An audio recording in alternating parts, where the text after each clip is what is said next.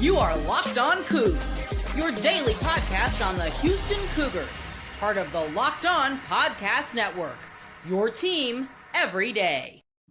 Park Rangers, Locked On Coogs here, and there are two other Big 12 schools in Texas that we haven't mentioned yet. That is TCU and Texas Tech. I think both offer interesting rivalry options. TCU is a Southwest Conference school as well, actually got added to the Big 12 based on football success in 2012. They announced in October of 2011 they would join the Big 12 on July 1st, 2012. For reference, that October 10th, 2011 was just 2 years to the day from when Houston had beaten Mississippi State, an SEC school, and 2 years and 2 weeks to the day they'd beaten Texas Tech, a Big 12 school, and 2 years and 3 weeks to the day they'd beaten Oklahoma State, another Big 12 school. That season, 2009, Houston beat 3 different Power 5 conference schools, and 2 years later, TCU's the one getting added to the Big 12. And I think there's probably some like why they picked them over us kind of aspect to a potential rivalry with TCU as well. In 2011, the year that we're talking about here, where they decided to add TCU, Houston was in the top 25 as this was all happening, would go on 12-0 before falling the conference title game to Southern Miss, and would ultimately beat Penn State in the Ticket City Bowl game that year. Penn State being the legacy program in the Big Ten, a very historic program. That I think does shape this some. They chose TCU when Houston was a perfectly viable option. For what it's worth, this is also a version of Houston versus the DFW, Metroplex, Fort Worth, and TCU is a little bit different than like the heart of Dallas, but it certainly is that. And up and down 45, people certainly feel that. Houston does hold the all-time lead in this rivalry as it stands by one game, 14-13. That game being last year's matchup, actually in Fort Worth on a Friday. Both technically have a Heisman winner as far as comparing programs go, but TCU's is Davey O'Brien, and that was 8 years before Houston even had a football program. This 10-year head start for TCU does feel important because like they played in a national championship game in 2022 where Houston was like still in the American. However, it also feels like in the present tense, a couple years removed from that game, they're not that far away in terms of football things. Basketball, obviously, they're not in the same strategy either, but I do feel like it's worth mentioning that TCU beat Houston in Houston's first road game in the Big 12, and Houston only has a handful of Big 12 losses as a Big 12 member. One of them is TCU. And so maybe that stratosphere thing is, a bunch of bull junk or whatever Dion would have called it. And I look at them as an interesting option for a rivalry for a lot of reasons. I don't think they're the same case as Texas Tech. Texas Tech, obviously in Lubbock, you have the opposite end of the state, both almost literally and culturally for sure. Lubbock represents the Plains, West Texas, the Panhandle. It frankly has a large following in New Mexico and parts of far west Oklahoma and that whole part of the world, right? Houston represents the city, the metro, the bayou, Cajun, this whole region of the world as well. Those polar opposites, I think, serve an interesting part of the cultural part of this rivalry. It is two big public schools in Texas. I think that's an important difference here, too, because it's frankly a lot of the same people applying to the two institutions, right? And so that's significant. I feel like the big thing here, though, is this is another old Southwest Conference rivalry that Houston at one point kind of dominated. And Tech fans don't want to tell you about it, but like Case Keenum had a big win in that 2009 game we mentioned earlier, right, over Texas Tech. Tech has won the last 6 matchups, and Houston still leads the all-time series 18-6, right? Prior to that Case Keenum game we mentioned, the overall history matchup was 17-10 in Houston's favor. Houston has had more NFL draft picks, more first-round draft picks. Houston's football program, on a history perspective, is better than Texas Tech's, but Texas Tech, in the present tense, is the one that's all in on the modernization of pay-the-players college football. And I think that that's an interesting discrepancy here as well. Listen, I also think that it's worth pointing out that, like, while Tech has been to more bowl games and has had more weeks.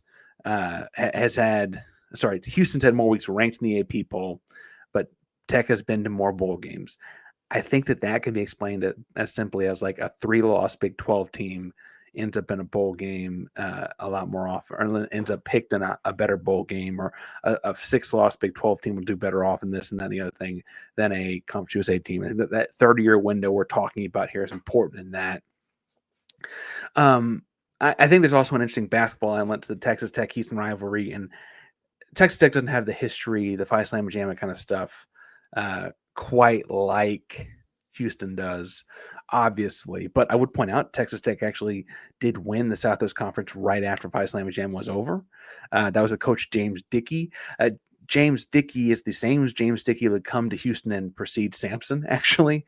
And so that's kind of funny turn of events there. At Texas Tech, he was at Texas Tech before Bob Knight. He wasn't there for 85 season. He was there for the decade before Knight. And Dickey coached Jason Sasser, Marcus Sasser's uncle, at Texas Tech. That same team had Jason Sasser, Tony Petit, whose nephew Dawson Petit is a big-time 2027 target for Houston in recruiting, and Darvin Ham, who has no tie to recruiting right now, I don't guess. But that is to say that, like, Dickey's coached some pretty strong teams in the 90s at Tech, in the mid-90s specifically.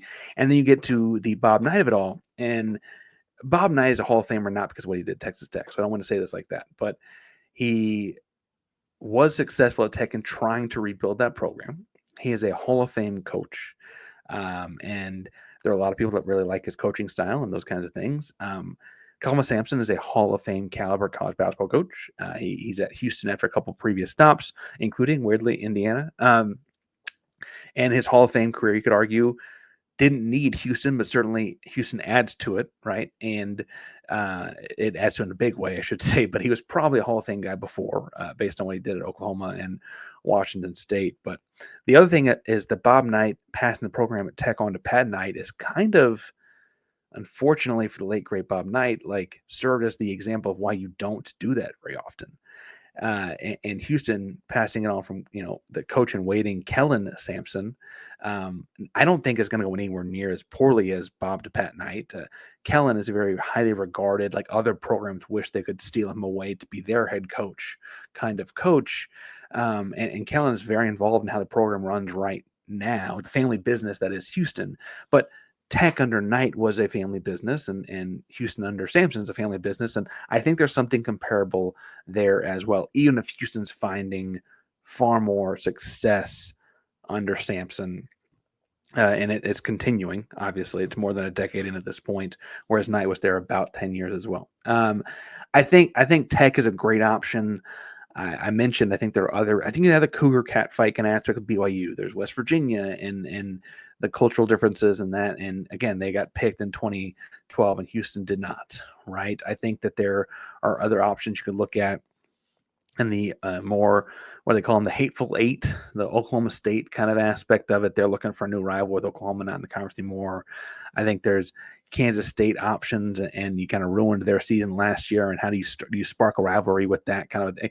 Where can you go with these? The Kansas deal where you ruined that night in Fog Allen last year. Like, we can get into all of that over the course of the series. But if you want to talk about rivals in the conference, tell us in the comments down below. And if you want to tag one of the Locked On shows, come and talk about it, do it.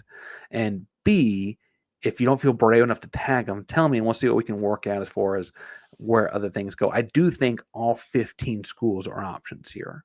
And while I initially start with 3 Texas schools on proximity's sake, I certainly know that's closer to get. It's probably, I think it's closer to get from Houston to Stillwater than Houston to Lubbock. It's a lot of traveling in this conference. We're bringing things more all week this week as we get into Locked On Cougs. Please subscribe to the bell so you know we're live. If you're looking for the trivia question going into next episode, the trivia question is going to be based on history talk today. And we've mentioned the person's name once, but what is the school record for career total offense in football? Career total offense. Total being a key word there. Locked On Cougs, primarily Locked On Podcast Network means your team every day. Go Cougs.